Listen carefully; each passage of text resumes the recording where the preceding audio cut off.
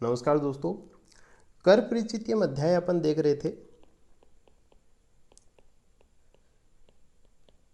और अपन ने इसमें कहा था कि साहब इसमें जो है अपन जो ड्रग्स हैं या फिर विशेष तौर पर अपन ने बात की थी आंवले की, तो उसको जो है अपने को किससे तोड़ना है, हाथ से तोड़ना है। इसलिए इसका नाम जो है वो कर परिचित्यम रख दिया। ठीक है, अब इसमें अपन ने लास्ट में अपन बात कर रहे थे पीपली वर्धमान रसायन की बात अपन ने की थी और अपन ने कहा था कि साहब इसमें जो है 1000 पीपली का सेवन अपने को करना है और इसमें जो है बढ़ते हुए क्रम में अपने को डेली जो है वो इनको प्रयोग करना है। तो इस प्रकार से अपन ने देखा था और उसमें 3 प्रकार से प्रयोगों की भी बात अपन ने देख ली थी। तो उसके बाद अपन ने कहा था कि साहब कुछ रसायन हैं उनको अपन आगे देखेंगे। तो अपन यहाँ पे अपन देख रहे हैं त्रिफला रसायन। त्रिफला रसायन में बात करें तो त्रिफला रसायन विशेष तौर पर 4 प्रकार से देखने को मिलता है अपने को। तो एक एक करके अपन चारों ही देखेंगे।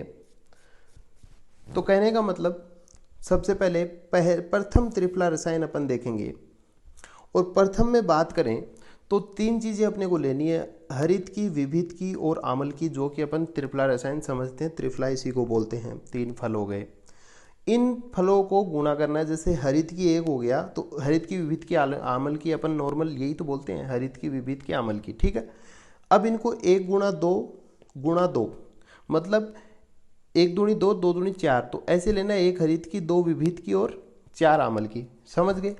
दूसरी बात, हरित की जो है वो अपने को आफ्टर डाइजेशन ऑफ फूड, है ना, खाना वाना हजम हो गया उसके बाद अपने को हरित की लेनी है।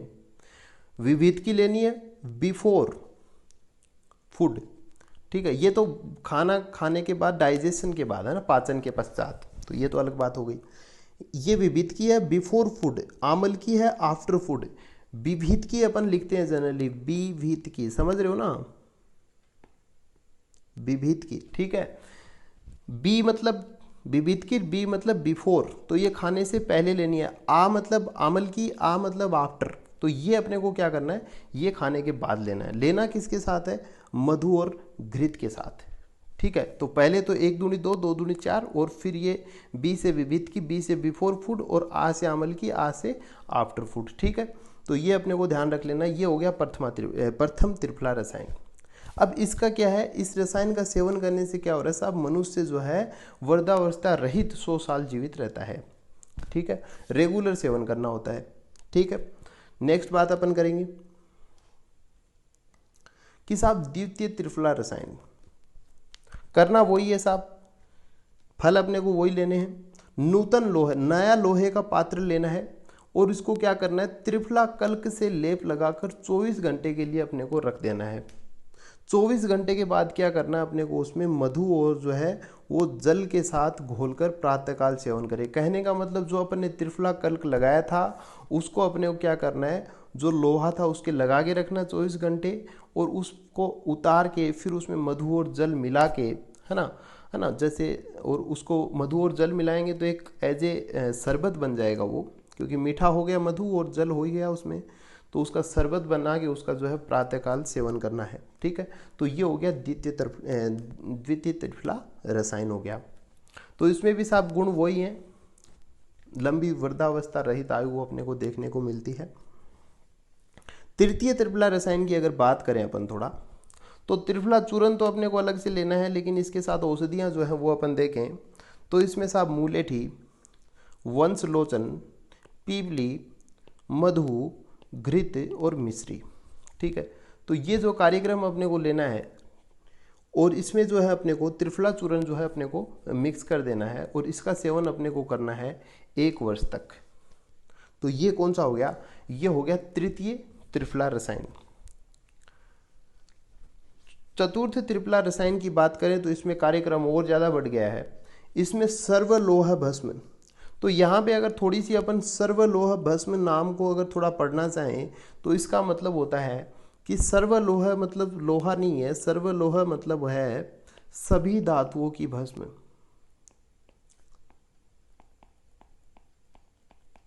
क्या है साहब कि सभी धातुओं की भस्म अपने को लेनी है, लेकिन अपन थोड़ा सा नीचे चलेंगे तो इसमें लिखा है कि साहब स्वर्ण भस्म, तो साहब इसमें अगर आ गया है सभी धातुओं की भस्म, तो स्वर्ण भस्म क्यों लिख रखा है दोबारा? तो इसका तात्पर्य ये है कि साहब एक बार कह दिया है, उसी बात को दोबारा भी कह रहे हैं, इसका मतलब जो ये मात्रा है इसको डबल मात्रा में लेना है। समझ रहे हो? डबल अमाउंट में पहले उतनी तो लेनी है और फिर और जो है अलग से और लेनी है। ठीक है, तो ये समझ में आ गया कंसेप्ट, आपको ये देखने को मिलेगा, तो इसमें कंफ्यूज नहीं होना है। सर्वलोह का मतलब सभी धातुओं से है और स्वर्ण भस्म को थोड़ा ज़्यादा लेना है। ठीक है, वचा चूर्ण की बात हो गई, मधु की बात हो गई, घृत, विडन, पीपली और सेंधा नमक।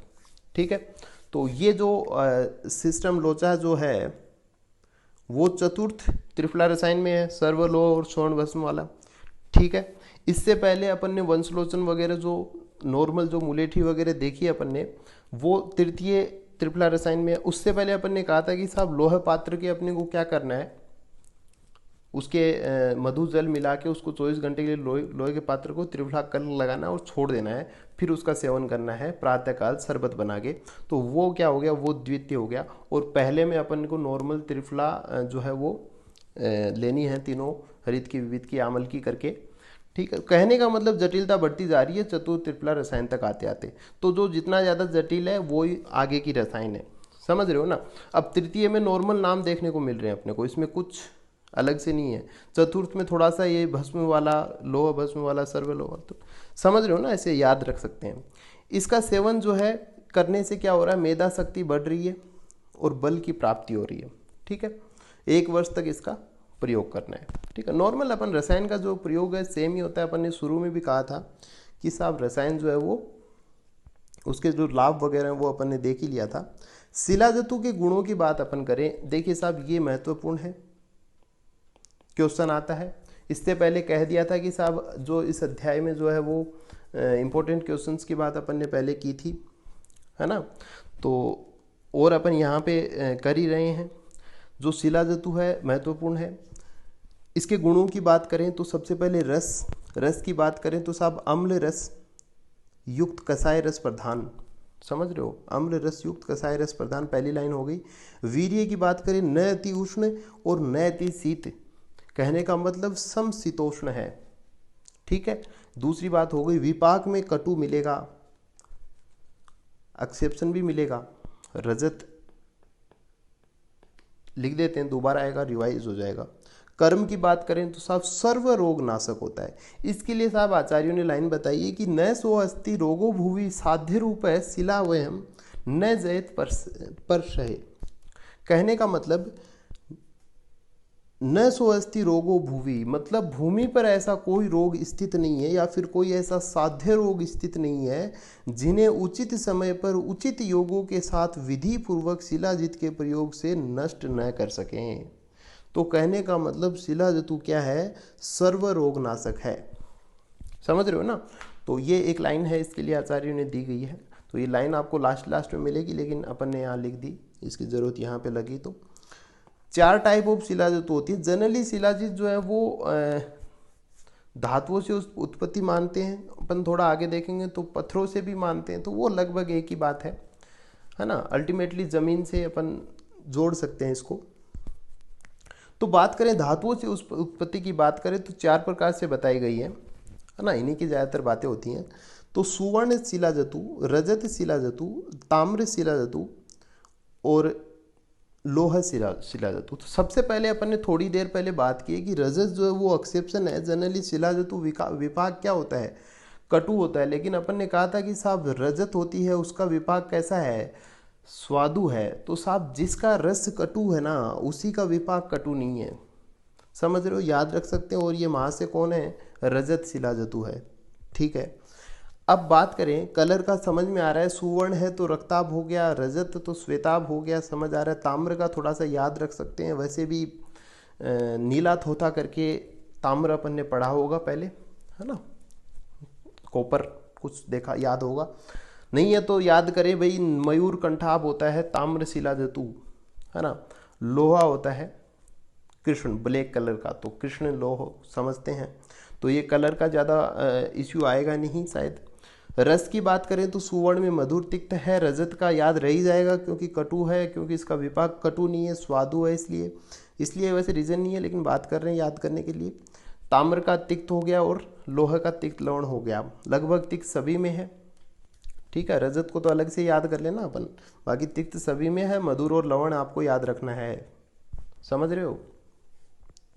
बात करें वीर्य की, तो वीर्य में ताम्र जो है वो थोड़ा सा हटके है, बाकी सब जो है शीत ही हैं। बाकी अपन ने बात की थी समशीतोष्ण होता है शिला धातु।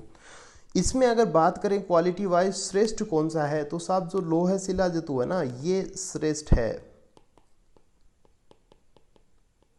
या फिर श्रेष्ठतम। ठीक है, तो ये बात हो गई शिला धातु के प्रकार के टाइप्स ऑफ शिला धातु। नेक्स्ट अपन बात करें साहब शिला धातु का अपन रसायन प्रयोग विधि में कैसे इस्तेमाल कर सकते हैं, रसायन प्रयोग के रूप में कैसे लें। तो सबसे पहले अपन बात करें वात पित्त कफ को दूर करने वाली औषधि वर्गों के क्वाथ से। यहाँ पे आचार्य ने निर्युह शब्द प्रयोग में लिया है क्वाथ के लिए, ऐसा कुछ खास बात नहीं है, इसी का पर्याय होता है, लेकिन श्लोक में आपको निर्युह देखने को मिलेगा। तो शिला धातु को भावित करना है। ठीक है, भावित कैसे करना है, इसमें वो जो क्वाथ है इसमें शिला धातु डाल देना है। ठीक है, और इसको फिर निकाल लेना है, फिर से वो सूख जाए तो फिर से डाल दें। तो 7 दिन में 7 बार इसको भावित करना है अपने को, वात पित्त कफ को दूर करने वाले औषधों के साथ, वात पित्त कफ घन औषधों के साथ। भावित शिला धातु को क्या करना है, लोह भस्म में मिश्रित करके दूध के साथ सेवन करने से दीर्घायु की प्राप्ति होती है साहब। ठीक है, इसको क्या करना है, लोह भस्म में मिश्रित करना है। कहने का मतलब शिला धातु प्लस लोह भस्म और प्लस जो है वो दूध, तो इनका सेवन करना है। ठीक है, तो ये प्रयोग विधि की बात अपन ने की। इसके बाद अपन बात करेंगे कि साहब इसका जो प्रयोग है वो भी 3 प्रकार से होता है। कैसे कैसे, एक उत्तम है, एक मध्यम है और एक अवर प्रयोग है। ठीक है, और 7 सप्ताह तक इसका प्रयोग करें, 3 सप्ताह तक करें और 1 सप्ताह तक करें। ठीक है, तो ये हो गया इसके प्रयोगों की बात। इसी प्रकार से मात्रा भी साहब 3 प्रकार से होती है, उत्तम होती है, मध्यम होती है और अवर होती है। सबसे पहले 1 पल, फिर आधा पल और 1 कर्ष। ठीक है, अवर की बात करें 4, 2 और 1, ये याद कर लें, 4 डिवाइड बाई 2 डिवाइड बाई 2, तो 4 हो गया, फिर 2 हो गया और फिर 1 तोड़ा हो गया। ठीक है, ये भी चल जाएगा। इसके बाद बात करिए अपन ने पहले की करी ली है कि लोह शिला धातु सभी में श्रेष्ठ है। पहले भी देख लिया अपन ने कि सभी शिला धातु गोमूत्र के समान गंध वाले होते हैं। कहने का मतलब कैसे होते हैं साहब, गोमूत्र गंधी। कैसे होते हैं, सभी शिला धातु गोमूत्र गंधी होते हैं। ठीक है, अब साहब बात करें शिला धातु प्रयोग में अपथ्य, कुछ बातें यहाँ पे काफ़ी ज़रूरी हैं सीखने लायक। सबसे पहले विदाही और गुरु अन्न पाक का सेवन नहीं करना चाहिए। ठीक है, विदाही और गुरु अन्न पान का सेवन जो अपने को नहीं करना चाहिए जब तक हम शिला धातु का प्रयोग कर रहे हैं। कुल्लथ का प्रयोग नहीं करना चाहिए। यहाँ पे ये तो मैंने तो साधारण लिख दिया, यहाँ पे लिखा हुआ है कि सब सर्वदा कुल्लथ का प्रयोग नहीं करना चाहिए। किसी भी सिचुएशन में जो है कुल्लथ का प्रयोग तो बिल्कुल भी नहीं करना चाहिए, ऐसे लिखना है इसको। ठीक है, समझ लीजिए। कुल्थी का क्यों ना करें, कुल्थी का प्रयोग करने पर क्या होता है कि शिलाजित के जो गुण होते हैं ना उनसे जस्ट ऑपोजिट होते हैं इनके, तो गुणों को या शरीर में शिलाजित के प्रभाव को क्या कर देता है, नष्ट भ्रष्ट कर देता है और मूत्र मार्ग के द्वारा जो है वो शिलाजित को बाहर निकाल देता है। कहने का मतलब जो कुल्लथ होती है वो अस्मरी घन होता है। इसीलिए मैंने कहा था कि साहब शिलाजित को उत्पत्ति जो है वो पत्थरों से, खनिजों से मानी जाती है। तो कहने का मतलब उनके विरोधी होती है कुल्लथ, तो वो क्या करेगी, शिलाजित के जो गुण होते हैं उनके जस्ट ऑपोजिट होती है। ठीक है, और इसको जो है वो निकाल देती है बाहर। तो कुछ आचार्यों ने तो ऐसे भी कहा है कि साहब जितने दिन आपने शिलाजित का प्रयोग किया है उसके डबल दिनों तक आपको किसका प्रयोग नहीं करना है, कुल्लथ का प्रयोग तो कतई नहीं करना है। ठीक है, तो ये जो बात बताई है अपथ्य की बात बताई है शिला धातु के समय। तो ध्यान रखना है विदाही और गुरु अनपान, और विशेष तौर पर भूल भी जाओ तो ये नाम लिख दोगे ना, सफिशियंट है शिला धातु की बात में तो। ठीक है, याद रख लेना है। बहुत बहुत धन्यवाद, आपने देखा यहाँ तक। ये जो चैप्टर है कर परिचितियम, ये जो है कंप्लीट हो गया है। नेक्स्ट अपन देख लेंगे आयुर्वेद समुत्थानियम देखेंगे। आयुर्वेद समुत्थानियम अध्याय अपन देखेंगे, और वो जो है उसमें जनरली आचार रसायन जो है ना, वहाँ से क्वेश्चन अच्छा उठ के आता है। आयुर्वेद समुत्थानियम की बात करें तो वो भी अपन आचार रसायन थोड़ा अच्छे से देखेंगे, बाकी तो उसमें वो खास टॉपिक है नहीं इतने। तो ये बात हो जाएगी। तो ये आयुर्वेद समुत्थानियम जो है ये आखिरी पार्ट होगा, इसका चौथा पार्ट होगा। ठीक, तो अपन चल रहे हैं अभी, है ना, और अपन आयुर्वेद समुत्थानियम करेंगे, उसके बाद में आगे वाजीकरण अध्याय करेंगे। बहुत बहुत धन्यवाद देखने के लिए। कोई दिक्कत हो आप ज़रूर बात करें, पूछ सकते हो आप, कोई भी सब्जेक्ट हो आप डाउट ज़रूर पूछें। धन्यवाद।